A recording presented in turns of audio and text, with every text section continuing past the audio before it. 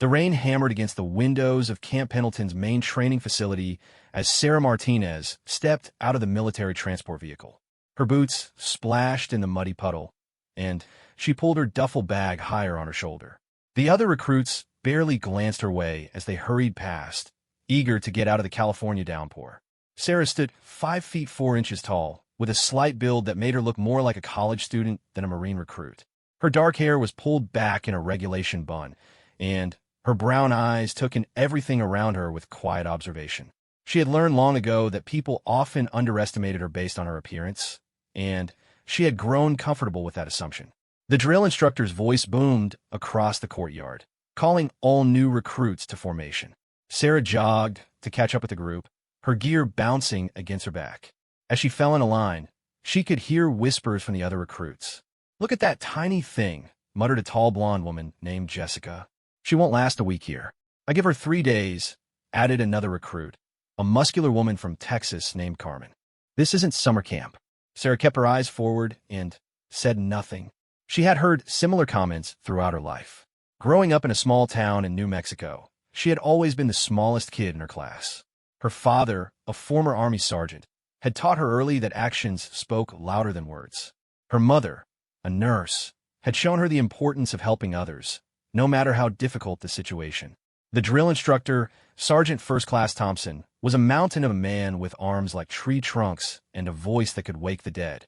He paced in front of the formation, his steel-gray eyes scanning each recruit with the intensity of a predator sizing up prey. "Listen up, maggots," Thompson bellowed. "You think you're tough? You think you have what it takes to be Marines? We'll see about that.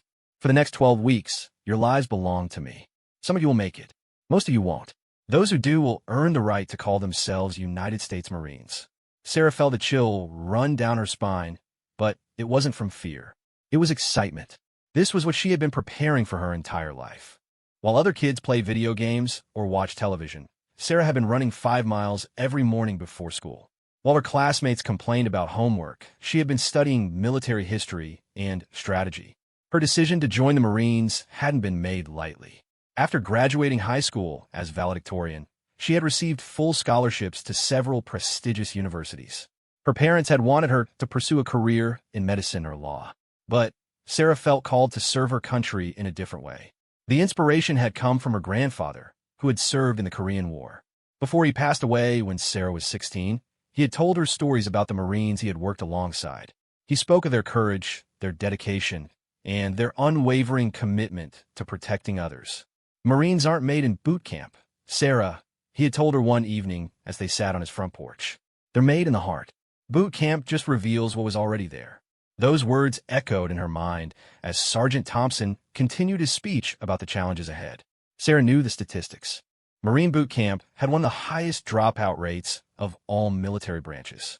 The physical demands were brutal, the mental pressure was intense, and the standards were impossibly high.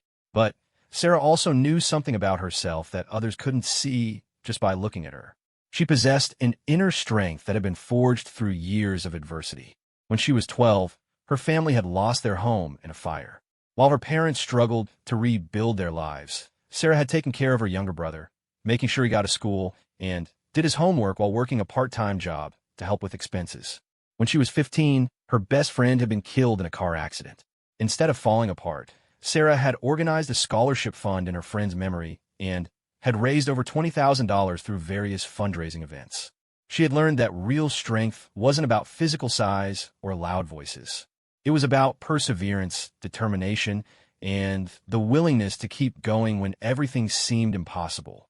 As the formation was dismissed and the recruits were directed to their barracks, Sarah found herself walking alongside a group of 8 women who had clearly already bonded during the bus ride to the base. They were all taller and more muscular than Sarah, and they carried themselves with the confidence of athletes. "So, Tiny," said Jessica, the blonde woman who had made the earlier comment. "What's your story? Did you get lost looking for cheerleading tryouts?" The other women laughed, but Sarah remained calm.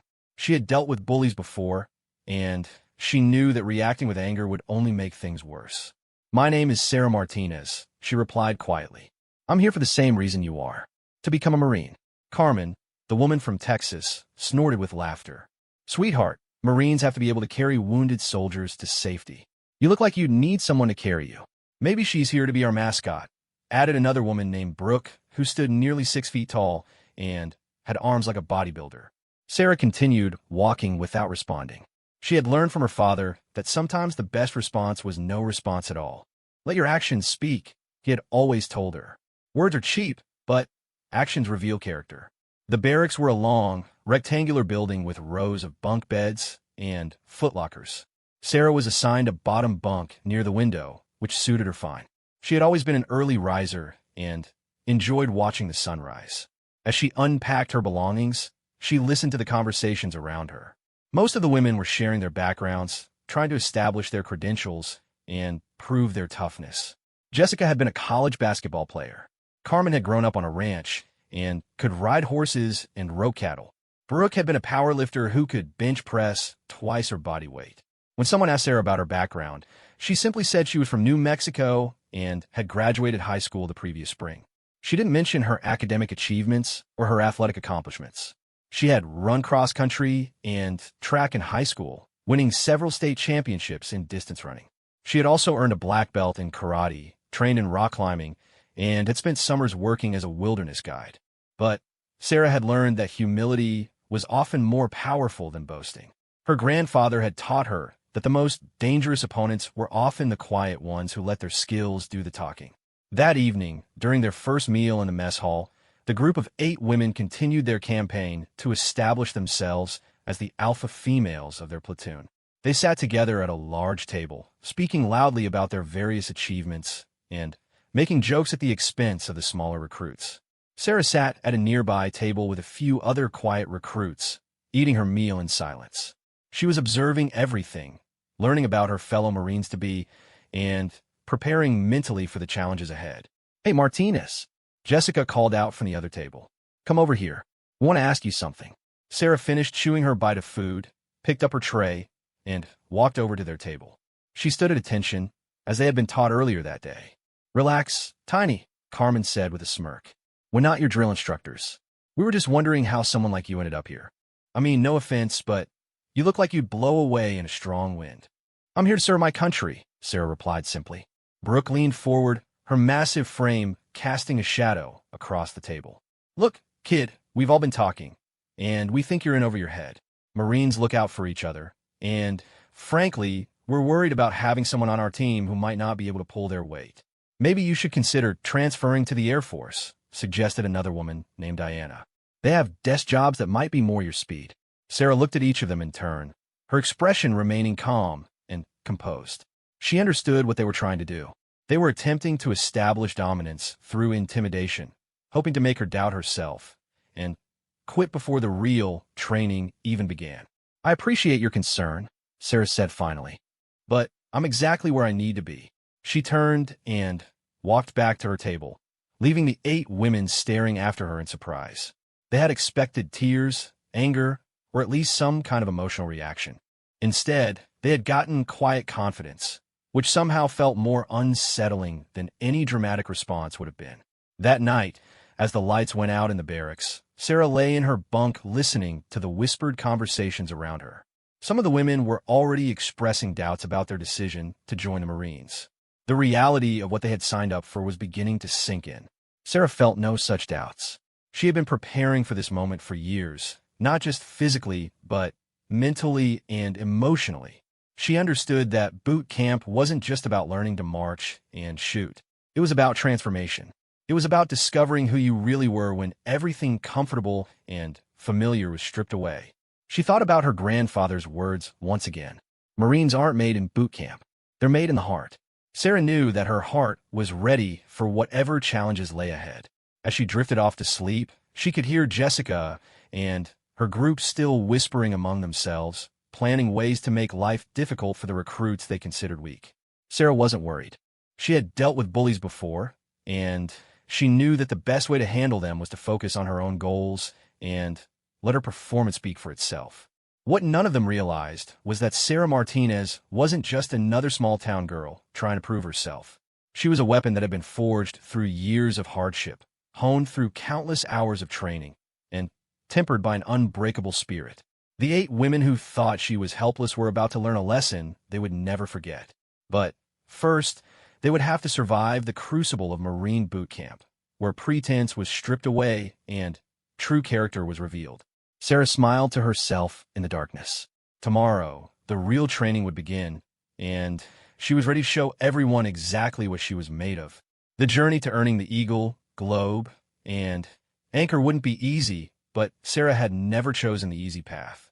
She was here to become a Marine, and nothing anyone said or did would stop her from achieving that goal. The 8 women who had dismissed her as weak and helpless had no idea what kind of force they were dealing with. But they would learn soon enough. The alarm sounded at 0500 hours, piercing through the darkness like a knife. Sarah was already awake, having developed the habit of waking up naturally a few minutes before any alarm. Around her, the other recruits groaned and stumbled out of their bunks, still half asleep and disoriented. "Move it, move it, move it!" Sergeant Thompson's voice thundered through the barracks as he burst through the door, his flashlight beam cutting through the dim emergency lighting. "You have exactly 3 minutes to be dressed in formation and ready for PT." Chaos erupted as 40 women scrambled to get into their physical training uniforms. Some were still trying to figure out which end was up, while others fumbled with their bootlaces in the dark. Sarah moved with quiet efficiency, having laid out her clothes the night before in the exact order she would need them. She was dressed and ready in under 2 minutes, standing at the foot of her bunk at attention. Sergeant Thompson's flashlight swept across the barracks and stopped on her. Well, he said, his voice carrying a note of surprise. "Looks like we have one recruit who knows how to tell time. Martinez, isn't it?" "Yes, Sergeant," Sarah replied with crisp precision. "Outstanding. The rest of you maggots could learn something from Martinez here." His voice rose to a roar. 1 minute left. If you're not ready, you'll be scrubbing toilets with your toothbrushes after PT. Jessica and her group were struggling to get organized, their earlier bravado nowhere to be seen in the face of the sergeant's intensity. Carmen was hopping on one foot trying to get her second boot on, while Brooke was frantically searching for her PT shirt. Sarah remained motionless, watching the controlled chaos around her. This was exactly what she had expected. Boot camp was designed to strip away pretense and reveal who people really were under pressure. In the comfort of the mess hall, it was easy to act tough and confident. But when real pressure was applied, people's true characters emerged. The 3 minutes expired, and Sergeant Thompson's whistle shrieked through the air. About half the recruits were ready and in formation. The other half were still trying to get dressed or find missing pieces of their uniforms. "Pathetic," Thompson bellowed. "Absolutely pathetic. In combat, the enemy doesn't wait for you to get ready. The enemy doesn't care if you're tired or confused or homesick. The enemy shoots to kill, and if you're not ready, you die. And worse than that, your fellow Marines die because of your incompetence."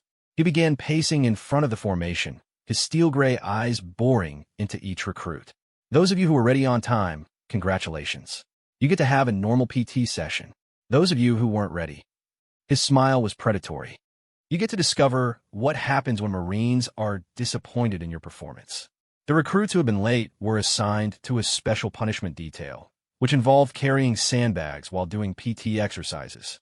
Sarah watched as Jessica and several of her groups struggled with the additional weight, their faces already flushed with exertion before the real workout had even begun. "Martinez," Sergeant Thompson called out. "You were the first one ready. That shows initiative and preparation. You'll be the pace setter for today's run. Try not to leave these other ladies too far behind." Sarah stepped forward and took her position at the front of the formation. She could hear grumbling from behind her, particularly from Jessica's group. "Great," Carmen muttered under her breath. "Now the little princess gets to show off." Sarah ignored the comment and focused on the task ahead. The morning run was scheduled to be 3 miles, which was considered a moderate distance for Marine training. For Sarah, it was practically a warm-up. She had been running 5 to 10 miles daily for the past 2 years. "Forward march," Thompson commanded, and the formation began moving toward the track.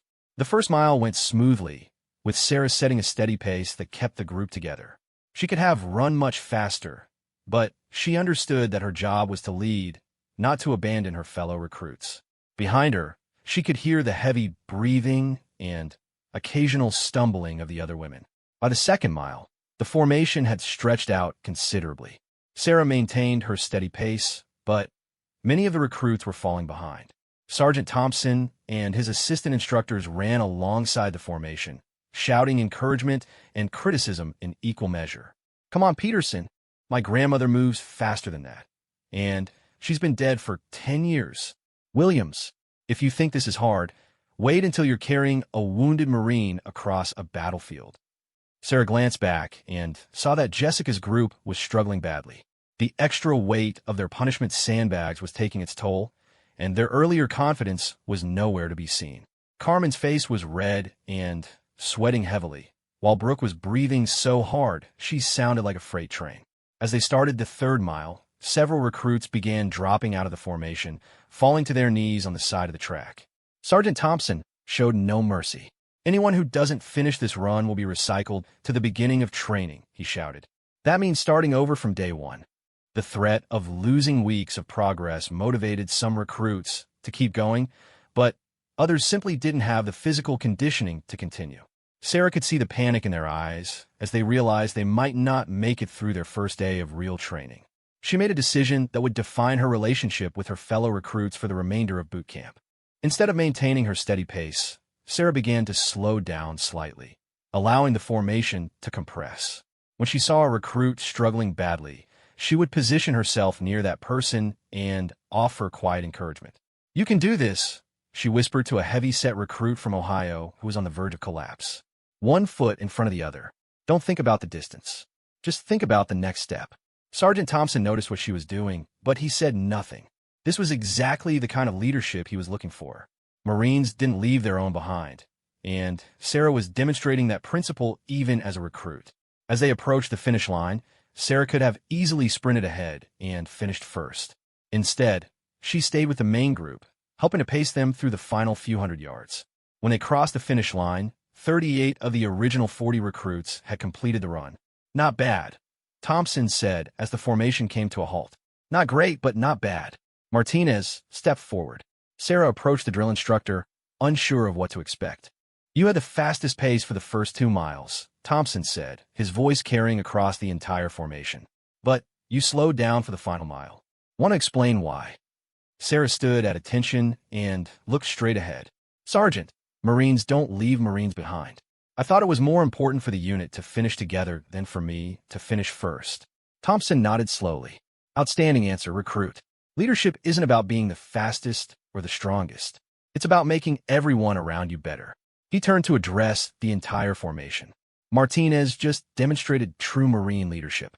The rest of you would do well to pay attention." As the formation was dismissed for chow time, Sarah felt eyes on her from all directions. Some of the looks were admiring, but others were resentful. She had helped them finish the run, but she had also made some of them look bad by comparison. Jessica approached her as they walked toward the mess hall, her face still red from exertion and her blonde hair plastered to her head with sweat. "That was a nice little performance back there," Jessica said, her tone dripping with sarcasm. "Trying to make the rest of us look bad?" "I was trying to help everyone finish," Sarah replied calmly. "Right," Carmen chimed in, jogging up to join the conversation. "And I suppose you just naturally run at exactly the right pace to make yourself look like a hero while making us look like we're out of shape?" Sarah stopped walking and turned to face them. Several other recruits had gathered around to listen to the confrontation. "I've been running distance since I was 12 years old," Sarah said simply. 3 miles is an easy day for me, but that doesn't mean I'm better than anyone else here.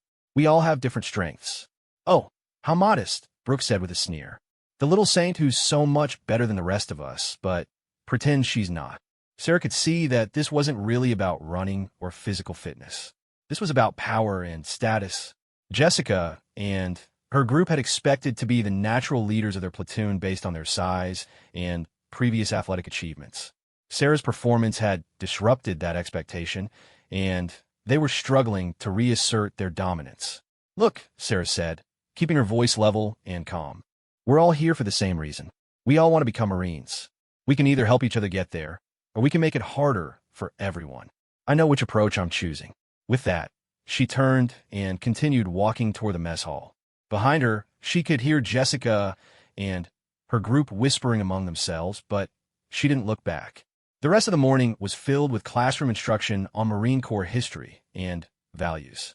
Sarah absorbed every word, taking detailed notes and asking thoughtful questions. She had studied much of this material on her own, but she wanted to demonstrate respect for her instructors and the institution she was hoping to join. During the lunch break, she noticed that the dynamics in the platoon were beginning to shift. Some of the recruits who had struggled during the morning run were gravitating toward her, grateful for the encouragement she had provided. Others seemed to view her with suspicion, unsure of whether her helpfulness was genuine or calculated. The afternoon brought their first martial arts training session. The instructor, Corporal Jackson, was a compact man with muscles like steel cables and hands that looked like they could crush rocks. "Marines are warriors," Jackson announced as the recruits stood in formation in the training gymnasium. "We fight with rifles, we fight with pistols, and when all else fails, we fight with our bare hands. Today, you're going to learn the basics of Marine Corps martial arts." It demonstrated several basic techniques: how to throw a proper punch, how to execute a basic takedown, and how to defend against various attacks. Sarah watched carefully, noting the precise mechanics of each movement. "All right, ladies," Jackson said after his demonstration. "Time to pair up and practice. I want to see some intensity out there. This isn't dance class." The recruits began pairing off, mostly sticking with people of similar size and build.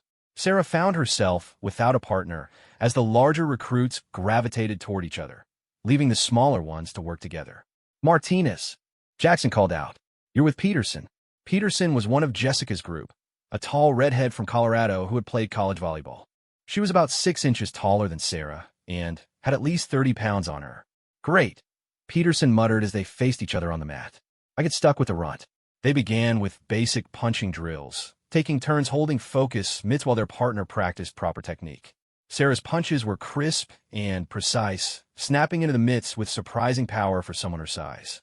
Peterson's punches, while powerful, were wild and unfocused. She was trying to use brute force rather than technique, telegraphing her movements and leaving herself open to counterattacks. "Slow down, Peterson," Corporal Jackson called out as he walked among the pairs. "This isn't about how hard you can hit. It's about how well you can hit. Accuracy and technique beat raw power every time." As the session progressed, they moved on to basic takedown techniques. Peterson, confident in her size advantage, came at Sarah with aggressive determination. Sarah waited patiently, watching for the right moment. Peterson lunged forward with a clumsy attempt at a takedown, putting all her weight behind the attack. Sarah stepped slightly to the side, used Peterson's momentum against her, and smoothly executed the technique they had just learned. Peterson found herself on the mat before she knew what had happened. "What the hell?" Peterson said as she got back to her feet, her face flushed with embarrassment. "Good technique, Martinez," Jackson called out. "Peterson, stop trying to muscle your way through everything. Use your brain, not just your body." They reset and tried again. This time, Peterson was more cautious, but she was also angry and frustrated. She charged forward again, this time with even more aggression. Sarah remained calm and centered, exactly as her karate instructor had taught her. She deflected Peterson's attack and once again put her on the mat, this time with even less effort than before. By now, other recruits were starting to notice what was happening. Jessica and her group stopped their own training to watch as Peterson, one of their most physically imposing members, was repeatedly being outmaneuvered by the smallest recruit in the platoon. "Lucky shot," Peterson growled as she got up for the third time. But it wasn't luck, and everyone watching knew it. Sarah's movements were fluid and controlled, demonstrating years of martial arts training. She wasn't relying on strength or aggression. She was using technique, timing, and leverage to overcome a larger opponent. Corporal Jackson had also taken notice. He walked over to observe their next exchange more closely. Peterson came at Sarah once more, this time with fury driving her movements. She was no longer trying to execute the techniques they had learned. She was simply trying to overpower Sarah through sheer physical force. Sarah waited until Peterson was fully committed to her attack, then moved with lightning precision. In one fluid motion, she swept Peterson's legs, controlled her fall, and followed her to the ground, ending up in a dominant position that would have allowed her to strike several vital points if this had been actual combat. The gymnasium fell silent as Peterson lay on the mat, staring up at Sarah with a mixture of shock and anger. "Outstanding, Martinez," Jackson said, his voice carrying clearly through the quiet space. That was a textbook demonstration of how technique beats strength. Peterson, you just learned why Marines study martial arts. It's not about being the biggest or the strongest. It's about being the smartest. As Sarah helped Peterson to her feet, she could feel the eyes of every recruit in the platoon on her. The quiet girl from New Mexico, the one they had dismissed as too small and weak to be a Marine, had just systematically dismantled one of their most physically imposing members. Jessica and her group were no longer whispering jokes about Sarah. They were staring at her with a mixture of wariness and respect that hadn't been there before. Sarah maintained her composure, offering Peterson a respectful nod as they reset for the next drill. She took no pleasure in embarrassing her fellow recruit. She was simply doing what she had been trained to do, demonstrating the skills that years of dedication and practice had given her. But as she glanced around the gymnasium at the faces of her fellow recruits, Sarah realized that something fundamental had changed. She was no longer the helpless little girl they had thought her to be. The 8 women who had planned to make her life difficult were beginning to understand that they might have seriously underestimated their target. And this was only the first day of training. 3 weeks in a boot camp, the atmosphere in the platoon had shifted dramatically. What had started as a group of individual recruits trying to survive training had evolved into something more complex. Alliances had formed, rivalries had intensified, and the pressure was building towards something that everyone could feel but no one could quite define. Sarah had continued to excel in every aspect of training. Her academic scores were perfect, her physical fitness tests were among the highest in the platoon, and her leadership skills had been recognized by the drill instructors. What surprised many of her fellow recruits was that success hadn't changed her. She remained humble, helpful, and focused on the mission rather than personal glory. Jessica and her group, however, had not adjusted well to this new reality. They had expected to dominate the platoon based on their physical attributes and previous athletic achievements. Instead, they found themselves constantly being outperformed by someone they still struggled to accept as their equal. The tension came to a head on a Thursday evening during what was supposed to be personal time. The recruits were in their barracks, writing letters home, cleaning their gear, or studying for upcoming tests. Sarah was at her bunk, helping a recruit named Maria with her knowledge tests. Maria was struggling with some of the technical material, and Sarah was patiently explaining concepts in simple terms. "I still don't understand the chain of command structure," Maria said with frustration. "How am I supposed to remember all these different ranks and positions?" "Think of it like a family tree," Sarah explained gently. "Each level has specific responsibilities, and information flows both up and down the chain. If you can understand the relationships between the positions, the individual ranks become easier to remember." From across the barracks, Jessica was watching this interaction with growing irritation. For 3 weeks, she had watched Sarah quietly accumulate influence and respect among their fellow recruits. It wasn't through boasting or self-promotion. It was through consistent competence and genuine helpfulness. "This is ridiculous," Jessica muttered to Carmen, who was sitting on the bunk next to her. "She's acting like she's already a drill instructor or something." Carmen nodded in agreement. "Someone needs to put her in her place. She's getting too comfortable being the teacher's pet." Brooke, who was still smarting from her embarrassing performance during martial arts training, was eager to restore her damaged reputation. "I say we remind her that she's still just another recruit, just like the rest of us." Diana, who had been mostly quiet during the previous weeks, finally spoke up. "Maybe we should just focus on our own training instead of worrying about what she's doing." "Shut up, Diana," Jessica snapped. "You've been getting soft ever since she helped you pass your physical fitness test. Have you forgotten that she made Peterson look like an amateur in front of everyone?" The mention of Peterson's name brought all eyes to the tall redhead, who had been unusually quiet since her martial arts humiliation. Peterson's face flushed with renewed anger as the memory of being repeatedly taken down by Sarah replayed in her mind. "Fine," Peterson said through gritted teeth. "What do you want to do?" Jessica smiled, but it wasn't a friendly expression. "Tonight, after lights out, we're going to have a little conversation with our resident superstar. Remind her that being good at tests and sucking up to the drill instructors doesn't make her special." "What kind of conversation?" Diana asked nervously. "The kind that happens in the dark where nobody can see exactly what's going on," Brooke replied with a cruel grin. Diana looked uncomfortable, but didn't voice any further objections. She had been part of Jessica's group since the beginning, and peer pressure was a powerful force in the high-stress environment of boot camp. As the evening progressed, the 8 women finalized their plan. They would wait until after midnight, when the barracks were quiet and the night watch was making their rounds in other buildings. Then, they would confront Sarah in a way that would leave no physical evidence, but would send a clear message about her place in the platoon hierarchy. What they didn't know was that Sarah had been aware of their growing hostility for days. Years of dealing with bullies had taught her to recognize the signs of escalating aggression. She had noticed the whispered conversations that stopped when she approached, the hostile looks, and the way they had begun isolating her from group activities. Sarah had hoped that their animosity would fade as they all focused on the challenges of training. She had genuinely tried to be helpful and supportive to everyone in the platoon, including Jessica's group. But she also understood human nature well enough to know that some people viewed kindness as weakness and competence as a threat.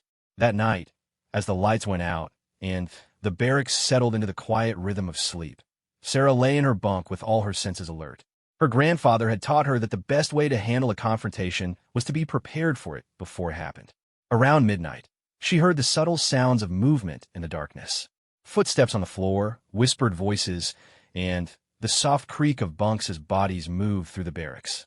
Sarah controlled her breathing and remained perfectly still, but every muscle in her body was coiled and ready. The first indication of trouble came when she felt someone's presence next to her bunk. Then rough hands grabbed her arms and pulled her upright. "Wake up, princess," Jessica's voice hissed in the darkness. "Time for a little chat." Sarah found herself surrounded by 8 figures in the dim light that filtered through the barracks windows. They had positioned themselves strategically to block any escape routes and to shield their actions from the view of the other sleeping recruits. "What do you want?" Sarah asked quietly, her voice calm and controlled. "We want you to understand something," Carmen said, stepping closer. "You think you're better than the rest of us, but you're not. You're just a little girl playing dress-up in a Marine uniform." "I've never said I was better than anyone," Sarah replied, still speaking softly to avoid waking the other recruits. "You don't have to say it," Brooke interjected. "Your whole attitude says it for you. The way you suck up to the drill instructors, the way you act like you're some kind of expert on everything." Sarah could sense the dangerous energy building in the group. This wasn't just about Marine training anymore. This was about 8 people who were struggling with their own insecurities and had decided to blame their problems on someone else. "Look," Sarah said, trying to defuse the situation. "If I've done something to offend you, I apologize. We're all on the same team here." Peterson laughed bitterly. "Same team? You humiliated me in front of everyone during martial arts training. You made me look like a fool." "That wasn't my intention," Sarah said sincerely. "I was just doing what the instructor asked us to do." "Right," Jessica said with venom in her voice. "And I suppose it's just a coincidence that you're perfect at everything. Running, academics, fighting, leadership. It's almost like you're trying to make the rest of us look bad." Sarah realized that logic and reasoning weren't going to work here. These 8 women had worked themselves into a state where they needed to blame someone else for their own struggles, and they had chosen her as their target. "What do you want from me?" Sarah asked directly. "We want you to stop trying so hard," Carmen said. "Stop being the first one ready for everything. Stop getting perfect scores on tests. Stop making the rest of us look bad. You want me to fail on purpose?" Sarah asked, genuinely confused by the request. "We want you to remember your place," Brooke said, cracking her knuckles in a way that was clearly meant to be threatening. "And if you can't remember on your own, maybe we can help refresh your memory." The threat was clear, and Sarah felt her body automatically shift into the relaxed readiness that her martial arts training had ingrained in her. She had hoped to avoid this confrontation, but it was clear that Jessica's group was determined to force the issue. "I'm not going to sabotage my own training to make you feel better about yourselves," Sarah said, her voice carrying a note of steel that hadn't been there before. "Then maybe you need to learn the hard way," Peterson said, taking a step forward. What happened next occurred so quickly that most observers would have missed the details even in broad daylight. In the dim light of the barracks, it seemed almost supernatural. Peterson reached out to grab Sarah's shoulder, intending to physically intimidate her or perhaps shake her up a bit. Sarah moved with the fluid precision of someone who had spent years training for exactly this type of situation. She caught Peterson's wrist, twisted smoothly to redirect the larger woman's momentum, and used a basic judo throw to send Peterson tumbling over her hip. Peterson hit the floor with a muffled thud and found herself flat on her back, staring up at the ceiling in shock. The other 7 women stared in disbelief for a split second, then moved to surround Sarah more aggressively. But Sarah was no longer the quiet, accommodating recruit they thought they knew. She had shifted into combat mode, and years of training took over. Carmen rushed forward from the left, trying to tackle Sarah around the waist. Sarah sidestepped, grabbed Carmen's extended arm, and used her own momentum to send her crashing into a nearby bunk. The impact was loud enough to wake several other recruits, who sat up in confusion. Brooke came next, swinging a wild haymaker that would have done serious damage if it had connected. Sarah ducked under the punch, stepped inside Brooke's guard, and delivered a precise strike to a pressure point on Brooke's neck. Brooke's legs buckled, and she collapsed to her knees, gasping for breath. Jessica and Diana attacked simultaneously from opposite sides, thinking they could overwhelm Sarah with superior numbers. Sarah dropped low, swept Jessica's legs out from under her, then sprang up to meet Diana's charge with a perfect defensive counter that sent Diana spinning into a wall. The remaining 3 women, Carmen, who had recovered from her collision with the bunk, and 2 others who had been hanging back, hesitated for a moment as they watched their companions groaning on the floor. This hesitation was fatal to their cause. Sarah didn't wait for them to coordinate another attack. She moved with devastating efficiency, using the minimal force necessary to neutralize each threat. A precise joint lock here, a pressure point strike there, and within seconds, all 8 of her attackers were on the ground in various states of discomfort and disorientation. The entire confrontation had lasted less than 45 seconds. 8 women who had thought they could intimidate and overpower one small recruit had been systematically and methodically defeated without Sarah raising her voice or appearing to break a sweat. The barracks was now fully awake, with recruits sitting up in their bunks and staring in amazement at the scene before them. 8 of their fellow recruits were on the floor, groaning and holding various body parts, while Sarah stood calmly in the center of it all, looking completely unruffled. "Is everyone okay?" Sarah asked quietly, genuinely concerned despite the fact that they had started the fight. Before anyone could answer, the barracks door burst open and Sergeant Thompson's voice boomed through the space. "What in the hell is going on in here?" he bellowed, his flashlight beam sweeping across the chaos. The beam stopped on Sarah, who was standing at attention despite the fact that she was still in her sleeping clothes. Around her, 8 recruits were slowly picking themselves up off the floor, looking like they had been hit by a truck. "Martinez," Thompson barked. "Explain." "Now." Sarah looked directly at the drill instructor and spoke with calm precision. "Sergeant, I was approached by 8 recruits who wanted to discuss my performance in training. The discussion became physical. I defended myself." Thompson's flashlight played across the 8 women, taking in their disheveled appearance and obvious discomfort. Then, his beam returned to Sarah, who showed no signs of having been in a fight at all. "8 against 1? Thompson asked, his voice carrying a note of disbelief. "Yes, Sergeant," Sarah replied simply. Thompson was silent for a long moment, processing what he was seeing. In his 15 years as a drill instructor, he had seen countless fights between recruits. Usually, they involved 2 people who had gotten on each other's nerves, or occasionally a group picking on one individual. But he had never seen anything like this. One recruit, barely over 5 feet tall, had apparently defeated 8 larger opponents without sustaining any visible damage herself. Either Sarah Martinez was lying, or she possessed skills that went far beyond anything indicated in her recruitment file. "Everyone involved in this incident will report to my office at 0600 hours, Thompson announced. "Until then, I want absolute silence in this barracks. Anyone who so much as whispers will be doing push-ups until dawn." As Thompson left the barracks and the lights went out again, the silence was deafening. 40 recruits lay in their bunks, but none of them were sleeping. They were all processing what they had just witnessed. Sarah lay quietly in her bunk, her heart rate already returning to normal. She felt no satisfaction in what had happened.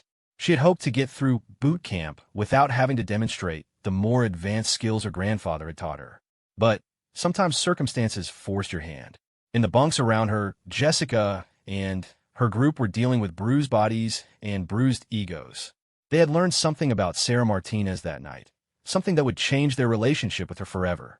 The quiet girl from New Mexico wasn't helpless at all. She was dangerous in ways they couldn't have imagined. And tomorrow, they would have to explain to Sergeant Thompson how 8 Marine recruits had been defeated by one small woman in less than a minute. None of them were looking forward to that conversation. The morning reveille sounded like a funeral bell to the 8 recruits who had spent the night nursing their wounds and their wounded pride. As the platoon formed up for morning PT, the tension in the air was thick enough to cut with a knife. Word of the previous night's incident had spread through the barracks like wildfire, and everyone was watching to see what would happen next.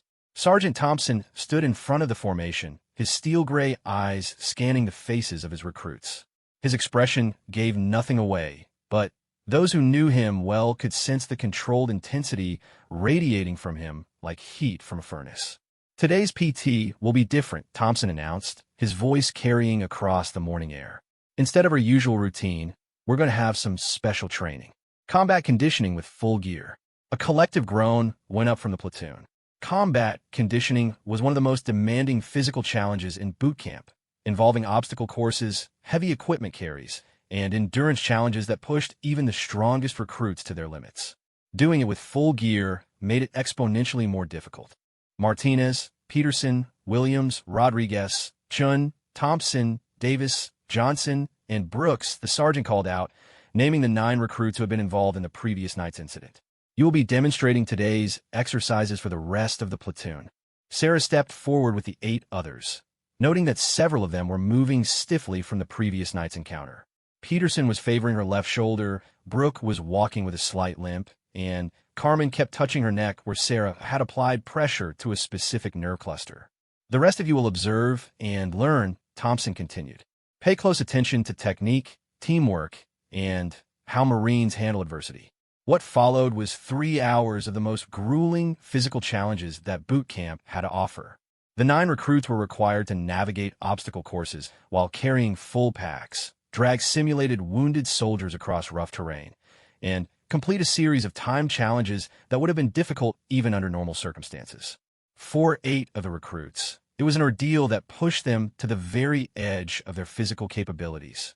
The previous night's injuries, combined with the psychological impact of their humiliating defeat, had left them struggling to maintain the standards they had previously achieved.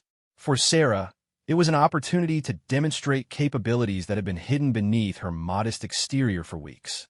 She moved through the obstacles with fluid efficiency, completed the carries without showing signs of strain, and maintained perfect form throughout exercises that left her companions gasping for breath. But what impressed the watching recruits most was not Sarah's individual performance. It was how she helped her struggling teammates despite everything that had happened between them. When Peterson faltered during a rope climb, her injured shoulder preventing her from maintaining her grip, Sarah positioned herself below to spot her and offer encouragement. When Carmen collapsed during a particularly demanding sprint, Sarah helped her to her feet and paced her through the remainder of the exercise. Outstanding leadership, Martinez, Thompson called out as Sarah helped Brooke navigate a balance beam while carrying a heavy pack. That's what Marines do. We take care of each other, even when we have differences. As the training session concluded, the 8 women who had attacked Sarah the night before found themselves in an impossible position. They had intended to humble her, to put her in her place, and to establish their own dominance within the platoon. Instead, they had been soundly defeated and then shown kindness and support by the very person they had tried to intimidate. The psychological impact was devastating. It's one thing to be beaten by an enemy.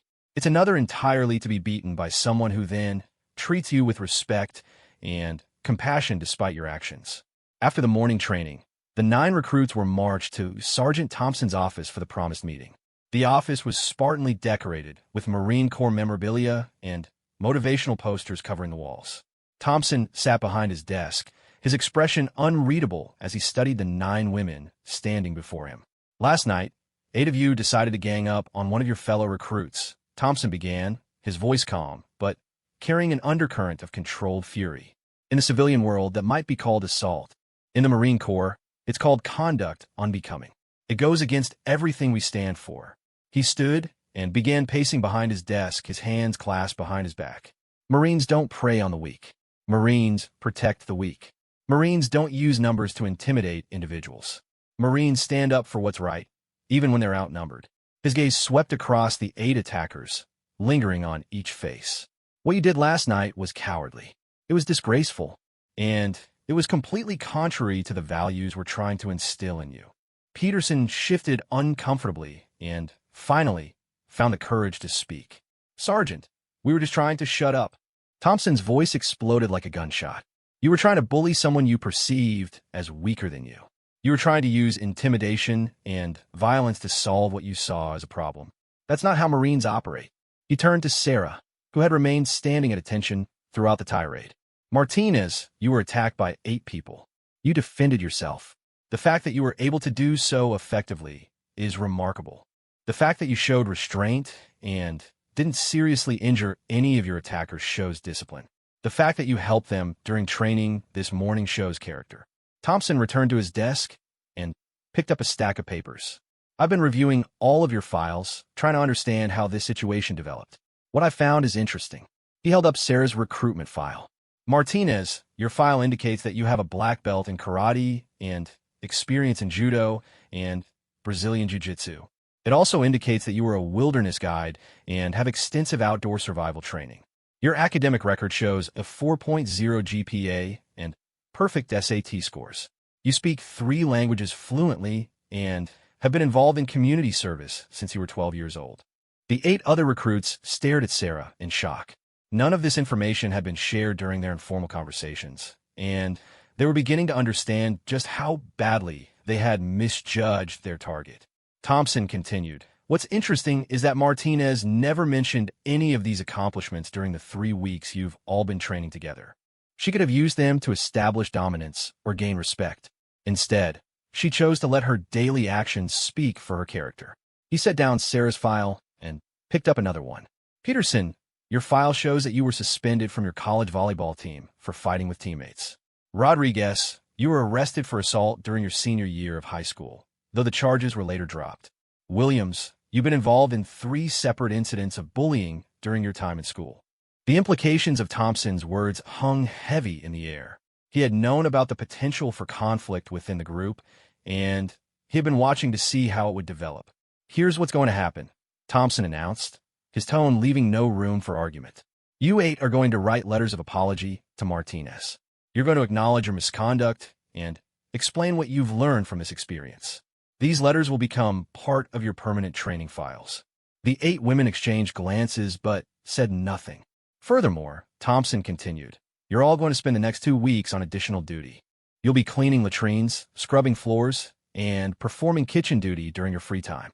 Maybe some extra work will help you develop the kind of character that Marines are supposed to have." He turned back to Sarah. "Martinez, you've demonstrated exactly the kind of leadership and character we're looking for in Marines. You'll be promoted to squad leader, effective immediately. Your job will be to help these 8 recruits develop into the kind of Marines they have the potential to become." Sarah felt her heart sink. Being put in charge of the very people who had attacked her was going to make an already difficult situation even more complex. "Sergeant," she said carefully, "I'm not sure that's the best idea. There might be ongoing tension that could interfere with training." Thompson smiled grimly. "Martinez, part of being a leader is dealing with people who don't like you, don't respect you, or don't want to follow you. If you can turn these 8 recruits into effective Marines despite what's happened between you, you'll have learned one of the most important lessons of leadership." As the meeting concluded and the recruits were dismissed, Sarah found herself walking back to the barracks with 8 women who were struggling to process what had just happened. They had gone from being the dominant group in the platoon to being placed under the authority of the person they had tried to intimidate. Jessica was the first to speak, her voice barely above a whisper. "We really screwed this up, didn't we?" Sarah looked at her former adversary and saw something she hadn't expected, genuine remorse and a dawning understanding of how badly they had misjudged the situation. "We all make mistakes," Sarah replied quietly. "The question is what we do about them." Over the following days, a remarkable transformation began to take place within the platoon. The 8 women who had attacked Sarah were forced to confront some uncomfortable truths about themselves and their attitudes. The additional duties that Thompson had assigned them were physically demanding, but the real challenge was psychological. They had to work under the supervision of someone they had wronged, someone who had every reason to make their lives difficult, but chose instead to help them succeed. Sarah's leadership style was unlike anything they had experienced before. She didn't lord her authority over them or seek revenge for their attack. Instead, she focused on helping each of them identify their strengths and overcome their weaknesses. Peterson discovered that her aggressive nature, when properly channeled, made her an excellent point person for dangerous operations. Carmen's stubborn streak, which had gotten her into trouble in civilian life, translated into valuable persistence during challenging training exercises. Brooke's size and strength, when combined with improved technique, made her a formidable force in combat training. But the real breakthrough came during the 4th week of their punishment detail, when the platoon was conducting a night training exercise. The scenario involved rescuing wounded Marines from a hostile area while under simulated enemy fire. It was one of the most challenging and realistic training scenarios that boot camp had to offer. Sarah's squad was tasked with infiltrating an enemy position, locating the wounded Marines, and extracting them safely. The exercise was designed to test leadership under pressure, teamwork under stress, and the ability to make critical decisions when lives were at stake. As the squad moved through the darkened training area, using hand signals and coordinated movements, Sarah felt a profound sense of satisfaction. The 8 women who had once been her enemies were now functioning as a cohesive team under her leadership. They trusted her judgment, followed her orders without question, and were prepared to risk their own safety for the success of the mission. When they encountered unexpected resistance during the extraction phase, Peterson immediately moved to suppress the enemy fire without being told. Carmen and Brooke worked together to carry a simulated wounded Marine to safety, their movements coordinated and efficient. Diana provided covering fire while the others completed the evacuation. The exercise was a complete success, and their squad received the highest rating of any group in the platoon. As they gathered for the debriefing, Sergeant Thompson looked at the 9 women with something approaching pride. "Ladies," he said, his voice carrying a note of respect that hadn't been there weeks earlier, "you just demonstrated what it means to be Marines. You worked as a team, you accomplished your mission, and you took care of each other. That's what the Eagle, Globe, and Anchor represents." As they walked back to the barracks after the exercise, Jessica fell into step beside Sarah. The 2 women walked in comfortable silence for a moment before Jessica spoke. "I owe you an apology," she said quietly. "Not just for the attack, but for everything that led up to it. I was so focused on proving that I belonged here that I couldn't see that you were just trying to help all of us succeed." Sarah looked at her former adversary and saw something that had been missing before: genuine respect and understanding. "We all want the same thing," Sarah replied. "To become Marines. To serve our country. To be part of something bigger than ourselves." "Yeah," Jessica said with a rueful smile. "It just took me a while to realize that we didn't have to tear each other down to build ourselves up." The 8 women who had once thought Sarah was helpless had learned a lesson that would stay with them for the rest of their lives. Real strength wasn't about physical size or aggressive behavior. Real strength was about character, discipline, and the willingness to help others succeed even when they didn't deserve it. They had attacked someone they thought was weak and discovered that she was stronger than all of them combined. But more importantly, they had learned that true strength was used to protect and elevate others, not to dominate or destroy them. As they prepared for the final weeks of boot camp, the 9 women who had once been divided by conflict were now united by mutual respect and shared purpose. They would graduate as Marines, and they would carry with them the knowledge that the most dangerous opponents are often the ones who look the least threatening. The quiet girl from New Mexico had taught them that lesson in the most memorable way possible, and none of them would ever forget it. The final weeks of boot camp arrived with the weight of everything that had come before. Sarah's platoon had been transformed from a collection of individual recruits into something resembling a cohesive unit, but the ultimate test still lay ahead. The crucible, a 54-hour final examination that would determine who would earn the right to be called Marines, loomed like a mountain peak that seemed impossible to climb. Sarah stood in the pre-dawn darkness outside the training barracks, her gear perfectly arranged and her mind focused on the challenges ahead. Around her, the other recruits were making their final preparations, checking equipment, and steeling themselves for what was widely considered the most demanding test in all of military training. The transformation in Jessica's group had been remarkable to witness. The 8 women who had once been consumed by jealousy and aggression had evolved into disciplined Marines under Sarah's patient leadership. They had learned to channel their individual strengths into collective effectiveness, and their personal conflicts had been replaced by genuine mutual respect. But Sarah knew that the real test wasn't in their relationship with her. The real test was whether they could maintain their newfound cohesion under the extreme stress that the Crucible was designed to create. Martinez, Sergeant Thompson's voice cut through the morning air like a blade. Your team leader for Team Alpha during the Crucible. Your team consists of Peterson, Rodriguez, Williams, Chun, Thompson, Davis, Johnson, and Brooks. Sarah felt a familiar knot form in her stomach. Thompson had deliberately assigned her the 8 women she had fought with months earlier. This wasn't a coincidence. This was his final test of whether she had truly forged these former enemies into effective Marines. Roger that, Sergeant, Sarah replied with crisp precision. As the recruits loaded into transport vehicles for the ride to the Crucible training area, Sarah gathered her team around her. The 8 women looked tired already, and they hadn't even begun the real challenges yet. Listen up, Sarah said quietly, her voice carrying the authority that weeks of proven leadership had given her. The next 54 hours are going to test everything we've learned about ourselves and each other. The drill instructors are going to try to break us down, both individually and as a team. Jessica nodded grimly. What's the strategy? We stick together, Sarah replied simply. No matter what happens, we watch out for each other. If someone stumbles, we help them up.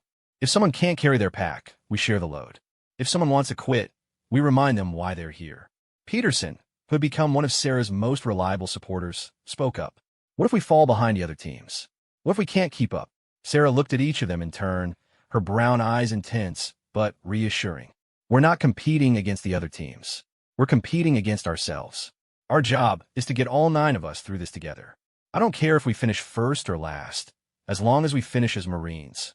The Crucible began at precisely 400 hours with a 12-mile hike carrying full packs and equipment. It was still dark, and the trail was treacherous with rocks, mud, and steep inclines that tested every muscle in their bodies. Sarah set a steady pace at the front of their column, not too fast to exhaust the weaker members of their team, but fast enough to maintain the schedule that had been set for them. By the time the sun rose, 3 members of Sarah's team were already struggling. Carmen was fighting a respiratory infection that had been bothering her for days, but which she had hidden from the medical staff for fear of being dropped from training. Diana was dealing with a stress fracture in her foot that made every step agony. Brooke was carrying extra weight in her pack after agreeing to take some of the load from a smaller recruit in another team. Sarah made a decision that would define the rest of their Crucible experience. Instead of maintaining the prescribed formation, she reorganized their team to provide maximum support for those who were struggling. She had Karma drop back to the middle of the column where she could be paced by stronger hikers on both sides. She redistributed some of Diana's gear among the other team members, despite regulations that technically required each recruit to carry their own equipment. She positioned herself next to Brooke to provide encouragement and help monitor her condition. Martinez, Staff Sergeant Wilson, one of the Crucible instructors, called out as he jogged up beside their column. Your team is falling behind schedule. You need to pick up the pace. Roger that, Staff Sergeant, Sarah replied. But I'm not leaving anyone behind. Wilson studied her for a moment, noting the way her team had reorganized itself to support its weakest members.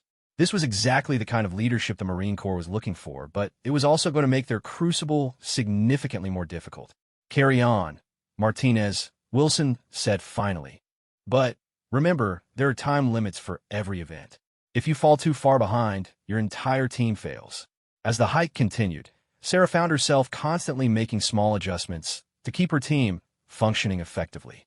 When Peterson started to show signs of heat exhaustion, Sarah called for a brief rest stop and made sure she was properly hydrated. When Jessica began to develop severe blisters, Sarah helped her adjust her boots and provided makeshift padding. By the time they reached the first checkpoint, Sarah's team was indeed behind schedule, but they were intact. Every member of the team had completed the hike, and their confidence was building despite their fatigue. The next challenge was a series of combat scenarios designed to test their ability to work together under fire. Teams were required to assault fortified positions, rescue wounded Marines, and complete complex missions while under simulated enemy attack. This was where Sarah's team truly began to shine. The weeks of working together under her leadership had created a level of coordination that impressed even the veteran instructors. Peterson's aggressive nature made her perfect for leading assault operations. Carmen's persistence made her invaluable for maintaining pressure on enemy positions. Brooke's strength allowed her to carry wounded team members to safety while under fire. But it was Sarah's tactical thinking that tied everything together. She had studied every aspect of small unit tactics, and she deployed her team members like pieces on a chessboard, each one used according to their specific strengths and capabilities. During one particularly complex scenario, Sarah's team was tasked with rescuing a wounded Marine from a building while under attack from multiple directions. The other teams that had attempted the mission had either failed to complete it or had succeeded only after taking heavy, simulated casualties. Sarah studied the problem for a full minute before issuing her orders. She sent Peterson and Brooke around to create a diversion on the far side of the building, drawing enemy fire away from the main entrance. While the enemy was focused on the diversion, she led Carmen, Diana, and Jessica in a quick assault through the front door. The rescue was completed in under 3 minutes with 0 casualties, a performance that drew appreciative nods from the observing instructors. Outstanding tactical thinking, Martinez, Staff Sergeant Wilson, said, as the scenario concluded. You used your team members' individual strengths to maximum advantage while minimizing their exposure to risk. But Sarah's greatest challenge came on the second night of the Crucible, during what was supposed to be a brief rest period. The teams had been conducting continuous operations for over 30 hours, and everyone was operating on the edge of exhaustion. Diana finally collapsed, her stress fracture having worsened to the point where she could no longer walk. The medical staff wanted to remove her from the Crucible immediately, which would mean automatic failure for the entire team. Please, Diana begged Sarah through tears of pain and frustration. Don't let them pull me out. I can make it. I just need a few minutes to rest. Sarah knelt beside her injured teammate and made a decision that would either save Diana's Marine career or end her own. Instead of accepting the medical evacuation, Sarah convinced the instructors to allow Diana to continue if the team could carry her through the remaining challenges. Martinez, Staff Sergeant Wilson, said grimly, "If you take responsibility for an injured recruit and she gets seriously hurt, you'll be held accountable. Are you sure you want to do this?" Sarah looked at Diana's desperate face, then at the 7 other women who were waiting to see what their leader would decide. "Staff Sergeant, Marines don't leave Marines behind," Sarah said firmly. "Diana is part of this team, and we're going to get her through this together." What followed was the most demanding 24 hours of physical and mental challenge that any of them had ever experienced. Sarah's team had to complete all of their remaining missions while essentially carrying an extra person. They took turns supporting Diana during movement, shared her equipment among themselves, and found creative ways to include her in scenarios where her injury prevented full participation. The other teams began to pull further ahead as Sarah's team struggled with their self-imposed burden. Some of the instructors suggested that Sarah was making a mistake that would cost her entire team their chance to become Marines. But Sarah had made her decision based on principles that went beyond personal success or failure. She had learned from her grandfather that true strength was measured not by what you could accomplish for yourself, but by what you were willing to sacrifice for others. During the final challenge, a grueling obstacle course that had to be completed as a team, Diana's injury finally prevented her from participating at all. Sarah made the decision to leave 2 team members with Diana while the other 6 completed the course, then returned to help carry Diana through each obstacle. It was a violation of the standard protocols, and it meant their team would finish dead last among all the Crucible participants. But when Sarah's team finally crossed the finish line, all 9 members were together, and all 9 had completed every challenge. Staff Sergeant Wilson was waiting for them at the finish line, his expression unreadable. "Martinez," he said as the exhausted team gathered around their leader.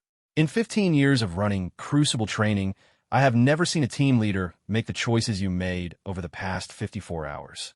You chose to sacrifice your team's performance in order to ensure that every member completed the training." Sarah stood at attention, preparing for the worst. She had known the risks when she made her decisions, and she was prepared to accept the consequences. "Some people would call that poor leadership," Wilson continued. "They would say that you failed to maximize your team's potential and that you put sentiment ahead of mission accomplishment. Sarah remained silent, but her heart was sinking. I disagree, Wilson said with a slight smile. You've demonstrated exactly the kind of leadership that the Marine Corps needs. You proved that you understand what it means to be responsible for the lives and welfare of your Marines. You showed that you're willing to sacrifice personal glory for the good of your team. He paused and looked at each member of Sarah's team. Every one of you completed the crucible.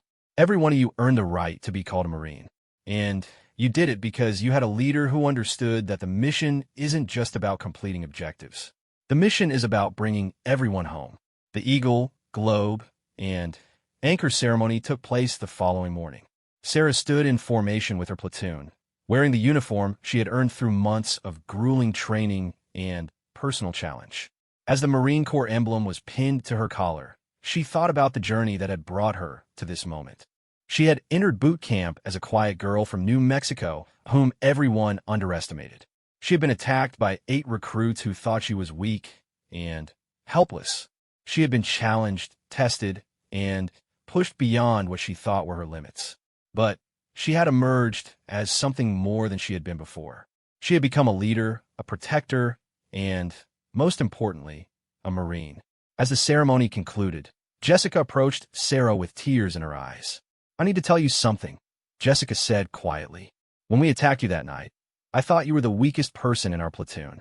I was wrong about that, but I was wrong about something even more important. What's that? Sarah asked. I thought strength meant being the biggest, the loudest, and the most aggressive, Jessica replied. You taught me that real strength is about lifting others up, not tearing them down. You taught me what it really means to be a Marine. Sarah looked at the 8 women who had once been her enemies and saw something that filled her with pride. They had all become Marines, but more than that, they had become the kind of Marines who would honor the uniform they wore. The quiet girl from New Mexico had accomplished something remarkable. She had taken 8 people who had tried to destroy her and had turned them into Marines who would die for her and for each other.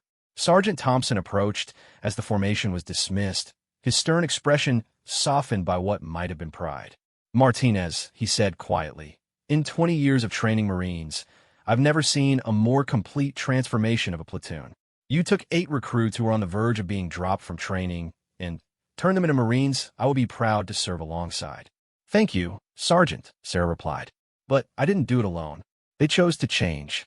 I just gave them the opportunity. Thompson nodded slowly. That's exactly what a good leader does, Marine. They create opportunities for others to be their best selves.